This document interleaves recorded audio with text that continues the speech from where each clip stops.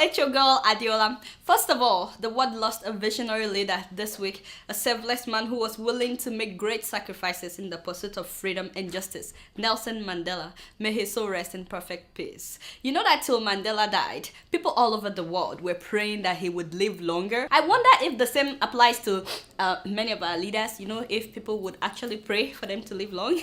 In fact, I know that there are some Nigerians, I'm not the one telling you this. You know that there are some Nigerians that are praying that certain people would die in plane crashes. I said, how can you be so wicked? In fact, I know some that are praying that certain politicians would die of road accidents because they embezzled the money that they were supposed to use to fix the roads. Or that they would die of the same ailments and diseases that our hospitals are not equipped to fix. I'm telling you, people are very wicked. How can you wish that somebody would die? I keep asking myself though, that why can't our present leaders be like Nelson Mandela? I know nobody can be Mandela, but at least try. Why can't they genuinely put the interest of their people first? Just like Mandela. Do you guys know that apart from fighting for freedom and equality in South Africa, Nelson Mandela introduced free healthcare for all children under the age of 6. This man gave free healthcare for pregnant women and breastfeeding women. He set up child maintenance grants so that parents can get certain amount of money from the government every month for each child. He increased pension for the old people. He introduced better housing for the poor and the less privileged. He ensured equal education opportunities. And that is just to name a few. He did all that in one term, by the way. My president, just so we are clear on that, he did all that in one time. One time, yes. And then he handed over successfully. I'm not saying that he fixed all of South Africa's problems, but at least he genuinely served his people. But for some reason, nowadays, we Africans, we like to excuse our leaders of today. And we know they're not doing what they should be doing. Excuse me, people. How are you today? Rudolph. Yeah, Adeola, you look good. So fly, People, ladies and gentlemen, Dr. Jackery, I'm keeping it real. So, what are you doing here? Why are you so dressed up? Forgot? Yeah. 100 episode of Keeping It Real. Oh my God, yeah. How can you guys forget? you didn't even remind me. That is true. That's today. That's today. Other episode. We thank God. So forget about this crap.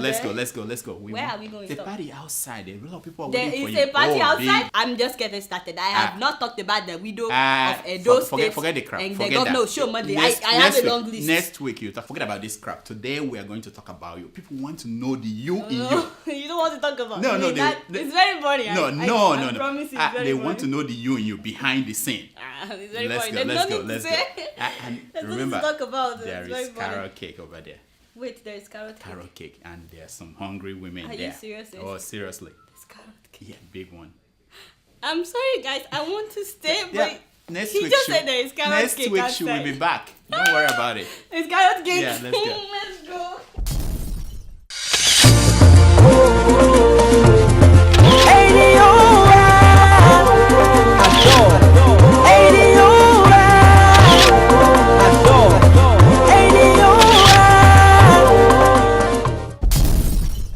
We are marking the 100th episode of Keeping It Real, and it's an honor for me to share the stage. So how do you feel about reaching this hallmark? I didn't think I would get to 100 when I started. Getting to 100 was not my goal. When I started, the goal was just to get through each week. How did you actually come up with this idea of Keeping It Real? There was a lady that was doing the news, and then she had to go back to Ghana. And my boss asked me if I wanted to step in doing the news. And I said, of course, I'll do the news if I can do it my own way. Some Nigerians are becoming too bold. Some of you're becoming too bold. You get liver. Why are you insulting my first lady now? Hey, can you imagine? I wanted to do news. At the same time, I wanted to entertain people.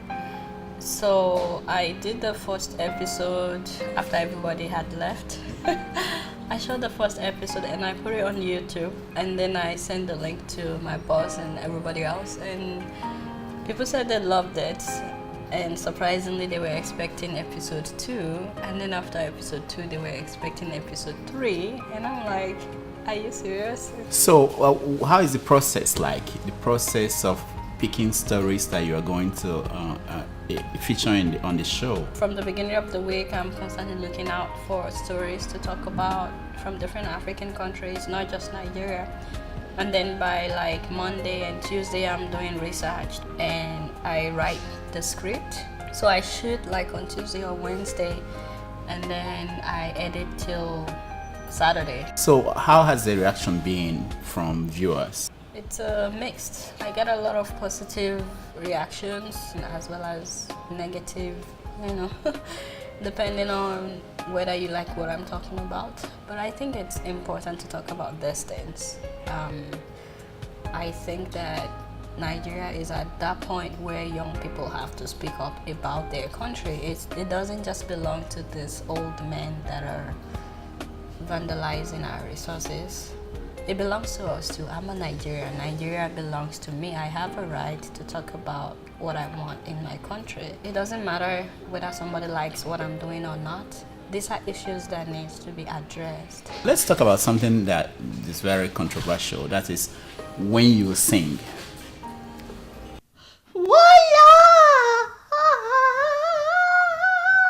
No, come on. No, they can't Is hear that you. supposed to be singing? What is that?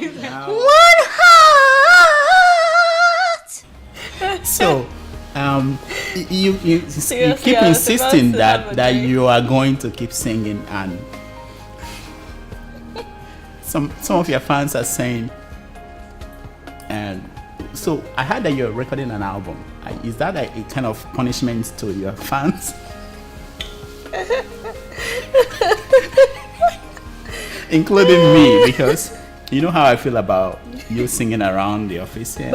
By the way, guys, whenever I start singing in the office, this man would cover his ears. But she continues, and she's about to drop an album is about to drop. The The version. singing on Keeping It Real, first of all, you know that Keeping It Real is a character. What? No, you? No. The singing on Keeping It Real is just to make people laugh. Seriously, Rudolph, do I sing like that when I'm out there? I may actually surprise you someday With an album. with a single at least. Ooh, that's. I'm looking forward to that. Whatever. I couldn't even lie with a straight face. But Really, you're not looking for. I'm looking forward. I'll buy. Because my table at home is shaky, so I can use it to support the table. You know what I mean? There's no way I cannot ask you this question. Your dream appears to be the first lady, and today you look like a first lady. So how do you hope to get to that point? Why not aim to be the president? You do know that that's just part of the show, right? Seriously? You don't want to be the first You lady? don't just become the first lady. You married the president to become the first lady. That's just part of the show, don't you get it? It's to make people, So it means that color is not real. Nobody here is. Excuse me. By the way, Kolido, I overheard that your conversation with Dr. Damages. Yes, today. I was waiting for this show to be over. You and I, we have something to talk about. You were telling Damages that I'm too picky. I try not to talk about Kole because he's a very private person. He likes privacy a lot. So, I've begged him a few times to show his face so people can see him. But he tells me that I should remember that what he's doing is dangerous. Like all those pictures that he's showing and stuff like that. So, he refuses to show his face. Seriously, what is what is real and what is fake about your show? Do you go out of character at certain points? You don't expect me to be acting all crazy. People who know her here, is she? Keeping It Real is a character. It's easier now for me to get in character, but I remember when I first started, like let's say an hour before I start to shoot, I'll start trying to get in character. And I remember after the first episode and everybody saw that, they couldn't believe that I did that. And for the second episode, everybody wanted to be in the studio when I was shooting. Do you remember? And then after going over like 3 sentences, I had to tell everybody to leave because I couldn't do it when people were there. Like I was just too conscious of the fact that people are watching me. So I couldn't do that second episode. But when everybody left, I went back to, I look at the camera and I call the camera like a name of my friend. I can say, Ngozi, have you heard about what happened? Like suddenly, I'm not seeing the camera anymore. I'm looking at Ngozi. And so long as I'm saying Ngozi, I can talk to Ngozi however I like. Because me and Ngozi, we are close, you know. We're like this. Now, I noticed that you have a lot of followers across Africa, Ethiopia and other African countries, and you address their issues. Do they get back to you and say what they think about what you're saying? Actually, they do. And I'm getting a lot of response from Ethiopians. People telling me they're very happy that I'm talking about what's going on in their country. The episodes with the most views are when I talk about what's going on in Ethiopia. But I'm also getting a lot of, oh, you need to shut up. You don't know what you're talking about. What about the warnings. government? I wouldn't say that directly from the government, but definitely pro-government people. I've heard from pro-government people from Eritrea, pro-government people from Ethiopia, definitely pro-government people from Nigeria. How do you classify your encounter with President Obama? President Jonathan. One day I will be able to answer that. No, your encounter with President Jonathan. We're working very hard on that. How exactly, sir? We are working very hard. And 3,000 people have died. I think just for clarification to all the people that are saying, oh, what is she doing there? I'm actually a journalist. And I had the UN press pass that day, and I was cleared by the security for those that are saying that security men should just handle her well. And also, every president, after they are done at the UN, normally would sit down with the press members from their countries for an interview. So I had the right to interview him there that day. Other journalists were also outside hoping to interview whoever they could get. So it's not out of the ordinary that I interviewed Mr. Jonathan. To me, I was just doing my job.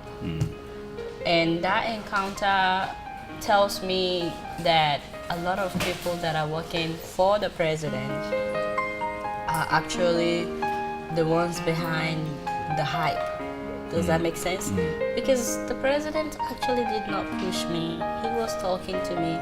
How could the president push you? That would have been the disaster. At least he didn't say that he's not doing an interview, and he didn't command anybody to push me. I think it's the people around him that are actually behind most of the hype. I get emails that were supposed to be for you.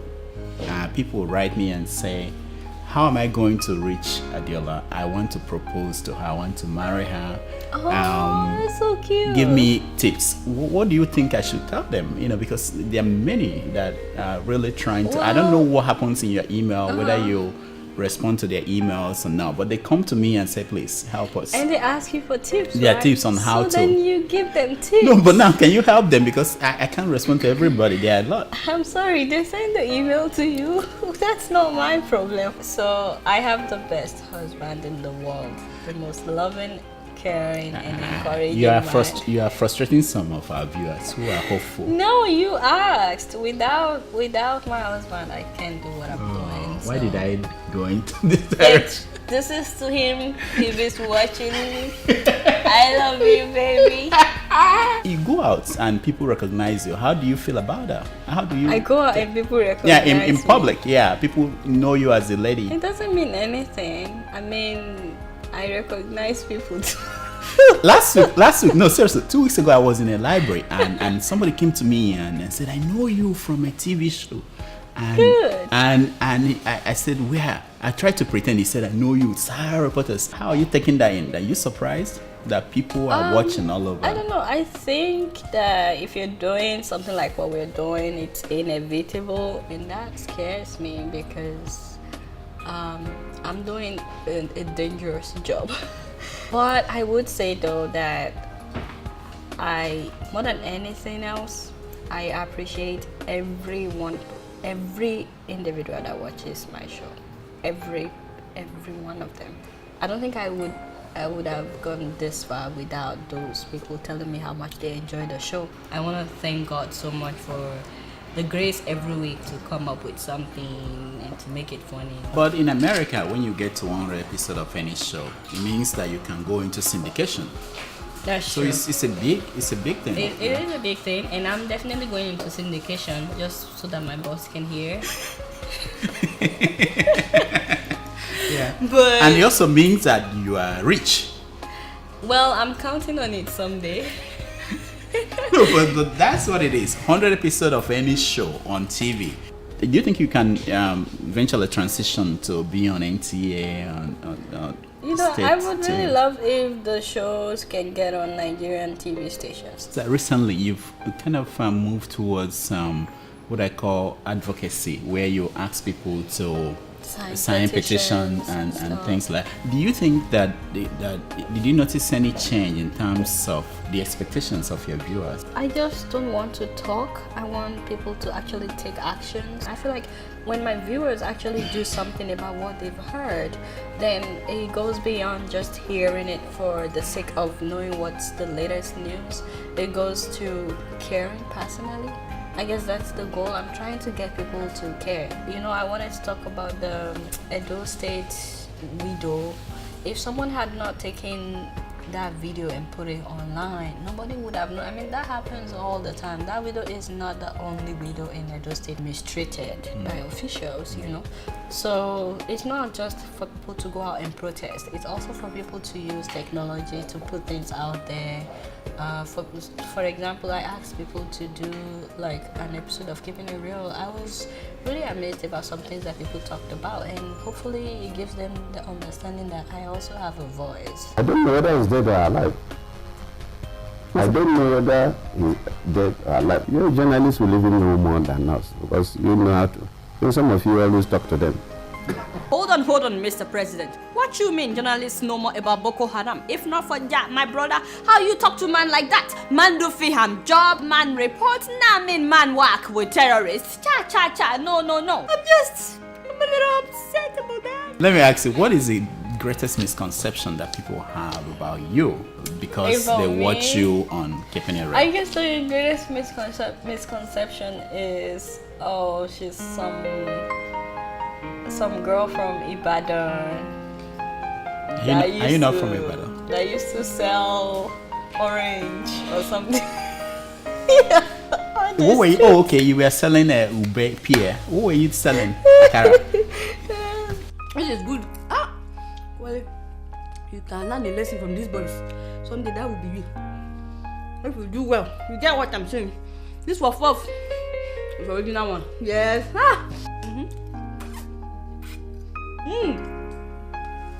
It's good. Pass the ball. Pass the ball. Hey, you're tomorrow. No. Ẹgbẹ́, joy, wow. We paid now, we paid for the airline ticket. You want us to donate £40? Now 419 for London. Me, I know they pay anything. It's part of the plan though. I wanted it to look as if some girl from nowhere. I wanted it to look like a bush girl that is concerned about her country and talking about her country. Bush girl that wears expensive clothes. Well, that comes with a job. Oh yeah. Can't help it. Yeah. Just to make it funny, you know. There's a new law in the Nigerian Senate that Oh yeah, I wanted to talk about that that. will You actually can go to 7 years in prison. You are on the list. So how are you? Are you prepared? You have 5 million are on the naira list. to survive, I've been to pay. praying for you. You're finished. I'm praying for you. You're finished. So anyway, Yeah, but that is the most ridiculous news I've ever seen in my life. is it going to influence what you do? Are you going to If be anything, careful? I think that would irritate more people and make more people do stuff like I'm doing. When I saw that, I was really pissed off. You think Kole will still be here tomorrow for the shooting of the No, Keeping It I Real? can never speak for Kole. He's very, he's Because he might be there's a afraid of mystery that. around. That's He's a 7 years. mysterious person, and he's very mischievous as well. Like just the, like the way I don't know what picture he will put up next. You never know what he would do next. So we'll see what happens. He All may right. show up. Thank you so much, and all the best. Thank you. Another 100 episode. Sure. Oh well, there you have it, the hot seat with Rudolph Okonkwo. So well, to all the participants in the competition, thank you so much for taking the time. I really appreciate you guys. It was a very difficult decision and a panel of judges had to help me out as well as the people who voted. As far as I'm concerned though, all the participants are winners. The first prize goes to Christy, a Congolese viewer. Oh my god, she went all out, the opening dance, everything, the background, I'm like, what? Kole, why are you putting this in French? Am I speaking French? We are talking in English. Please, Colin, put it back in English. Do you hear bonjour here? We are speaking in English now. Colin, I'm watching you. Are there some Congolese brother or sister in the house? No, seriously, she put in so much work and I really appreciate that. And the second prize goes to Keeping It Real with an Aboki, that is Shehu Jakubu. Hello my people, it's your boy Jari. It's your boy Malam Shehu. Don't bother over. Today we are on a show, Keeping It Real with an Aboki. You know when last my son Hassan did birthday? We just put some rice and Coca-Cola shikena. What is billions of Naira birthday party? Shout out to all my guys in Zamfara, in Borno, in Katsina, in Kano. To Elabi. Allah Badasa. Made my day. The guy was so funny. Thank you so much for participating. And the third prize goes to Miss Adeola in Canada. She was very passionate, you know, yet she didn't forget to pick on Koledowo. Actually, every one of them picked on Koledowo. No, Koledowo, did I tell you to show anything? Don't put me in trouble before people will start saying that I am criticizing our president because he has a PhD. Yes, and the fourth prize goes to Princess Lex Ononiwu from Malaysia. Everyone forgot about my karate skills, but she did not forget. You know, she remembered. And her song was the bomb. Yeah, all of you that are contesting with me from Malaysia and other places, okay? Bring up your Jackie Chan style. Oh yeah, let's fight. I said, no. Jackie Chan style will not work. Let me just sing for her. And I said, what do I know? I'm just keeping it real, but I will sing for her. Adeola, I want to win this $500. And the fifth prize goes to Johnny B. Good. He was so funny talking about electricity. You know why I'm laughing? NEPA. They said they will supply us electricity, that they're going on strike to protest one thing. You know why I'm laughing? It's very funny because we can't tell the difference. The way he was laughing made me laugh. And I like to give special mention to Toby Adesanya. I love her energy. I wish I have more prizes. Seriously, I really enjoyed her presentation. As well as Kinky Mas, who turned off the lights so we can get his point about electricity. As well as Biker to Biker, who had a wonderful slideshow on why President Jonathan is the Jesus of Otuoke. And I wish he showed his face though, you know. So everybody did really well. As soon as you send your address, I will be sending out the prizes. And everybody else gets the t-shirt that says Keeping It Real with Adeola. Alright guys, thank you so much for watching this episode of Keeping It Real. It's been real and I'm keeping it real right up in here. Until next week, I'm gonna see y'all later. Peace out.